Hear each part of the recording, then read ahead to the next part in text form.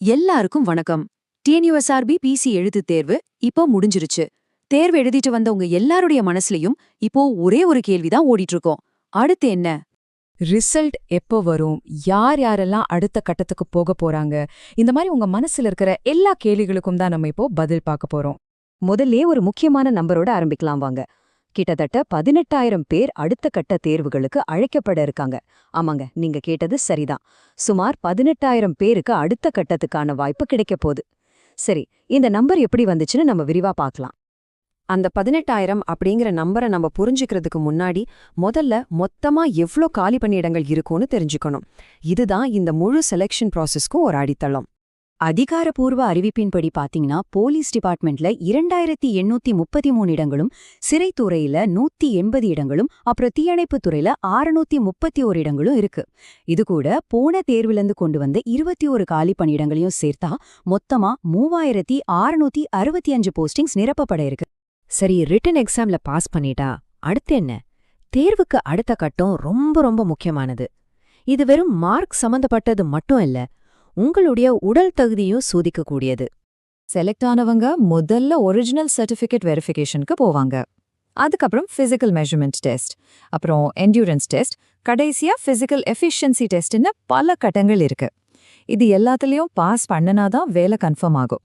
சரி, இப்பதான் நம்ம விஷயத்தோட மைய புள்ளிக்கே வரும். இந்த 1:5 ரேஷியோ அப்படின்னா என்ன? இதுதான் அடுத்த ஸ்டேஜுக்கு யார் யார் போக போறாங்கன்னு தீர்மானிக்க போற முக்கிய காரணி. வாங்க இத பத்தி கொஞ்சம் ஆழமா பார்க்கலாம். டிஎன்யூஎஸ்ஆர்பி நோட்டிஃபிகேஷன் படி பார்த்தா 1:5 ரேஷியோங்கிறது ரொம்ப சிம்பிளான ஒரு விஷயம். ஒவ்வொரு காலி பணியிடத்துக்கும் 5 பேரை அடுத்த கட்டத்துக்கு கூப்பிடுவாங்க. இதுதான் அவங்களுடைய அதிகாரப்பூர்வமான விதிமுறை. இந்த கணக்கு ரொம்ப நேரடியானதுதான். மொத்த காலி பணியிடங்கள் 3,665 இருக்கு இல்லையா? அத 5ஆல பெருக்குங்க. பெருக்குனா நமக்கு கிட்டத்தட்ட 18,325ன்னு வரும். இதனாலதான் நாம தோராயமா 18,000 பேர் அழைக்கப்படுவாங்கன்னு சொல்றோம். ஆனா ஒரு நிமிஷம், விஷயம் அவ்ளோ சுலபம் கிடையாது. இந்த 1:5 ரேஷியோவை மொத்தமா அப்ளை பண்ண மாட்டாங்க. இது வகுப்பு வாரியா, அதாவது கம்யூனிட்டி வைஸ் ரிசர்வேஷன் அடிப்படையில தான் பயன்படுத்துவாங்க. இதுதான் இந்த விஷயத்தையே இன்னும் கொஞ்சம் நுணுக்கமாக்குது.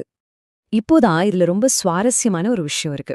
இந்த 1:5 ரேஷியோ ஒவ்வொரு ரிசர்வேஷன் கேட்டகரிக்குள்ளேயும் எப்படி வேலை செய்யுதுங்கிறது தான் அது. இதுதான் ஒவ்வொரு கேண்டிடேட்டுக்கும் ரொம்ப ரொம்ப முக்கியமான ஒரு பகுதி. தமிழ்நாட்டோட இடஒதுக்கீட்டு கொள்கைப்படி மொத்த காலி பணியிடங்களையும் பல சமூக பிரிவுகளுக்கு பிரிச்சிடுவாங்க. உதாரணத்துக்கு ஓசிக்கு 31%, பிசிக்கு 26.5%, எம்பிசிக்கு 20%ன்னு ஒவ்வொரு பிரிவுக்கும் தனித்தனியா இடங்களை ஒதுக்கிடுவாங்க.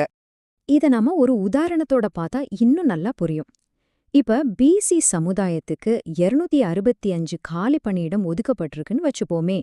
அப்போ 265 5ஆல பெருக்கி 1,325 பேரை அந்த சமுதாயத்திலிருந்து மட்டுமே அடுத்த கட்டத்துக்கு கூப்பிடுவாங்க. இதே மாதிரி தான் ஒவ்வொரு சமூக பிரிவுக்கும் தனித்தனியா கணக்கு போடுவாங்க. அப்போ இங்க நம்ம புரிஞ்சுக்க வேண்டிய மிக முக்கியமான விஷயம் என்னன்னா, உங்களுடைய ஓவரால் ரேங்க் மட்டும் முக்கியம் கிடையாது. நீங்க இருக்கிற உங்களுடைய கம்யூனிட்டிக்குள்ள உங்க ரேங்க் என்னங்கிறது தான் நீங்க அடுத்த கட்டத்துக்கு போவீங்களா மாட்டீங்களான்னு முடிவு பண்ணும். இது மட்டும் இல்லாம முன்னாள் ராணுவத்தினர், தமிழ் வழியில படிச்சவங்க, அதாவது பிஎஸ்டிஎம், பெண்கள்னு ஸ்பெஷல் ரிசர்வேஷனும் இருக்கு. அது மட்டும் இல்லாம சேம் மார்க் ரூல்னு ஒன்னு இருக்கு. அதாவது கட் ஆஃப் மதிப்பெண்ல ஒரே மார்க் எடுத்த எல்லாருமே அடுத்த கட்டத்துக்கு அழைக்கப்படுவாங்க. இதனாலேயும் கூப்பிடப்படுறவங்களோட எண்ணிக்கை கொஞ்சம் அதிகமாகலாம். சரி, இப்போ எல்லாரும் ரொம்ப ஆவலா காத்துட்டு இருக்கிற கடைசி பகுதிக்கு வந்தாச்சு. ரிசல்ட் எப்பதான் வரும்?